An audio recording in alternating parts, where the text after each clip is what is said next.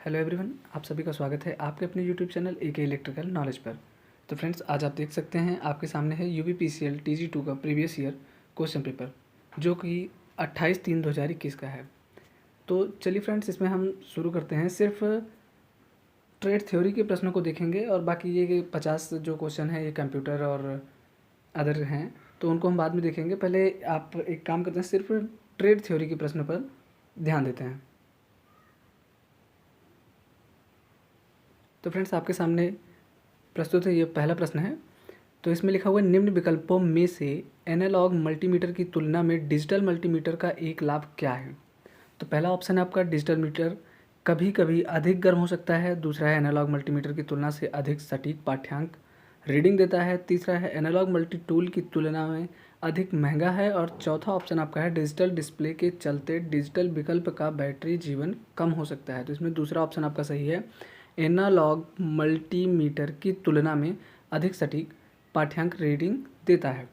चलते हैं दूसरे प्रश्न की तरफ। दूसरा प्रश्न यहाँ पर दिया है, विद्युत केबल की स्थापना के लिए किस प्रकार के एहतियात महत्वपूर्ण नहीं है। तो यहाँ पर पूछा जा रहा है कि मतलब विद्युत केबल की स्थापना जब हो रही है तो वहाँ पर कौन सा चीज़ जरूरी नहीं है। तो यहाँ पर तीसरा विकल्प आप देख सकते हैं, इन्हें इस तरह से व्यवस्थित किया जाना चाहिए कि यह मूल ज्वाला मंदक गुणों के साथ हस्तक्षेप ना करे।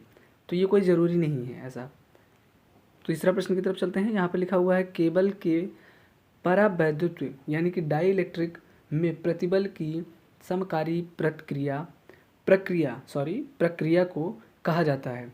तो यानी प्रक्रिया मतलब प्रोसेसिंग, ये समझ लीजिए कि प्रोसेस क्या है वहाँ का। तो उसका सही ऑप्शन आपका है केबल की ग्रेडिंग। चलिए चौथा प्रश्न देखते हैं। यहाँ पर लिखा हुआ है, which parameter is not related to an AC circuit. तो यहाँ पर क्या लिखा है, कल्टीवेशन ऑफ वेव। दूसरा ऑप्शन आपका सही है। तीसरे की तरफ चलते हैं, किस प्रकार के भार लोड की प्रवृत्ति अग्रगामी शक्ति गुणक का उत्पादन है। तो ऑप्शन पहला आपका है धारिता यानी कि कैपेसिटिव।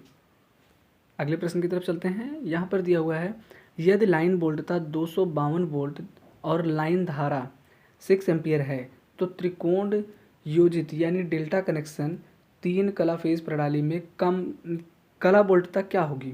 तो इसका पहला ही ऑप्शन आपका सही है, 252 वोल्ट।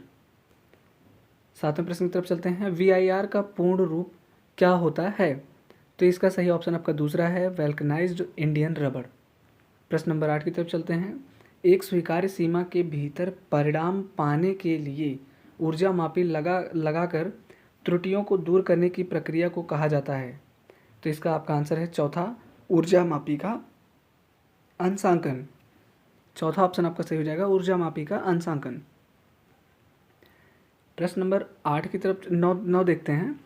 तो यहाँ पर दिया हुआ है, यदि 1800 मीटर लंबे तार में 90 ओम प्रतिरोध होता है तो 300 मीटर लंबे तार का प्रतिरोध कितना होगा। तो ये आप इसका ऑप्शन सही देख सकते हैं, 15 ओम है। तो आप यहाँ पर एक रेशियो देख सकते हैं कि इसको सॉल्व करना है। तो यहाँ पर देखिए, 1800 है, ये 300 मीटर है। तो जिस रेशियो में, जिस अनुपात में इसकी लंबाई घटी है, उसी अनुपात में इसका प्रतिरोध भी घट जाएगा। प्रश्न नंबर 10 की तरफ चलते हैं, DC जनित्र की परिवर्ती हानि नियत हानि के बराबर हो तो इसकी दक्षता के संबंध में निम्न में से कौन सा कथन सही है। तो पहला ऑप्शन सही हो जाएगा, अधिकतम दक्षता, यानी कि इस समय इसकी दक्षता जो होगी वो अधिक होगी। प्रश्न नंबर 11 देखते हैं, निम्न आकृति में किस प्रकार के डायोड को दर्शाया गया है। तो ये आप एक डायग्राम देख सकते हैं और इसी डायोड का नाम पूछा गया है। तो ये डायोड है आपका फोटो डायोड। पहला विकल्प ही सही है इसमें।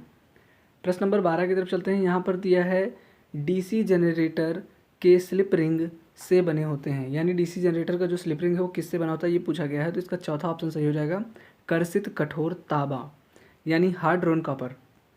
प्रश्न नंबर 13 की तरफ चलेंगे। वहाँ पर पूछा गया आपसे, what is the span value of an alternation of the sine wave. तो इसका सही ऑप्शन आपका हो जाएगा चौथा, half circle of sine wave और 180 डिग्री। प्रश्न नंबर 14 आपका क्या दिया है, सजावटी दीप और श्रेणी प्रकाश व्यवस्था प्रणाली के अनुक्रमिक स्विचन अर्थात चालू करने के लिए इस्तेमाल किए जा सकने वाले स्विच को कहा जाता है। तो इसको कहा जाता है टम्बलर स्विच।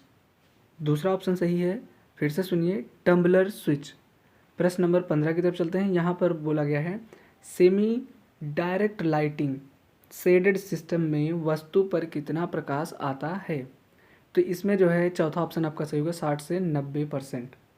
प्रश्न नंबर 16 की तरफ चलते हैं। यहाँ पर पूछा गया है आईईई नियमों के अनुसार 3 वायर डीसी परिपथ के धनात्मक के लिए गैर लचीले केबलों के कोर की रंग पहचान है।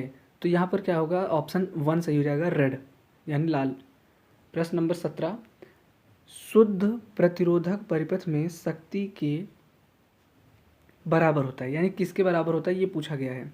किस में पूछा गया है, शुद्ध प्रतिरोधक परिपथ में शक्ति यानी पावर जो है किसके बराबर होता है ये पूछा गया है। तो यानी कि क्या है यहाँ वी आई, तो पावर जो है शक्ति बराबर यहाँ पर क्या है वी इंटू आई। तीसरा विकल्प आपका सही है। प्रश्न नंबर 18 की तरफ चलते हैं। यहाँ पर आपसे पूछा गया है उस मशीन की पहचान करें जिसके हिस्से आर्मेचर क्रोड यानी कोर, साफ्ट, योकत्र यानी योक और दिक् परिवर्तक यानी कम्यूटेटर हैं। तो उस मशीन की पहचान करें जिसके हिस्से जो हैं, यानी ये वो कौन सी मशीन इसमें पूछा जा रहा है कि जिसमें आर्मेचर कोर जो है और योक है और दिक् परिवर्तक यानी कम्यूटेटर भी है। तो इसका सही आंसर हो जाएगा आपका पहला, डीसी जनित्र यानी डीसी जनरेटर। प्रश्न नंबर 19 देखते हैं। छोटे परिणामित्रों में उच्च वोल्टता के लिए किस प्रकार के कुंडलन का उपयोग किया जाता है।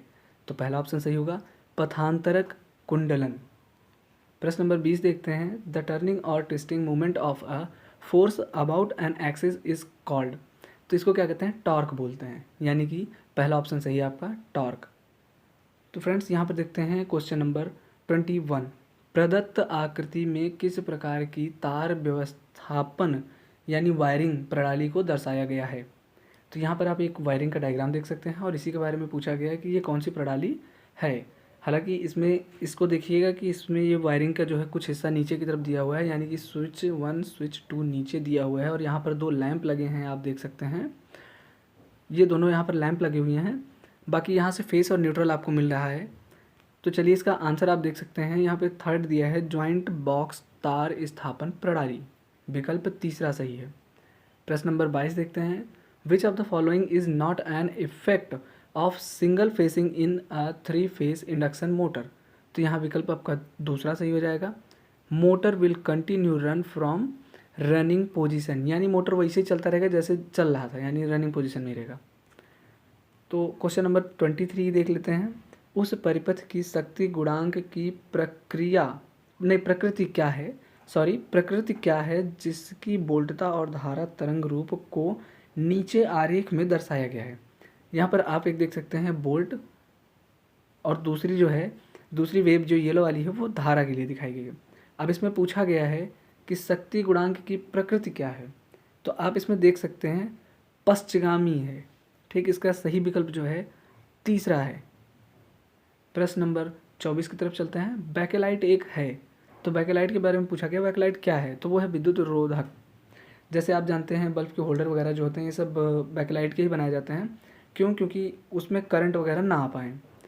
चलिए इस वीडियो के अंतिम प्रश्न की तरफ चलते हैं, जो कि है 25वां। कौन सी मशीन डीसी विद्युत शक्ति को यांत्रिक शक्ति में परिवर्तित करती है। तो इसका सही ऑप्शन हो जाएगा चौथा, यानी कि डीसी मोटर। तो फ्रेंड्स अभी के लिए इस पीडीएफ से, इस पेपर से 25 प्रश्न हल कराए जा रहे हैं। अगली वीडियो में इससे आगे के प्रश्नों को कराने का प्रयत्न किया जाएगा। अगर आपको वीडियो पसंद आई तो कृपया लाइक एंड सब्सक्राइब करें। आपके लाइक एंड सब्सक्राइब से हमें मोटिवेशन मिलेगा। धन्यवाद।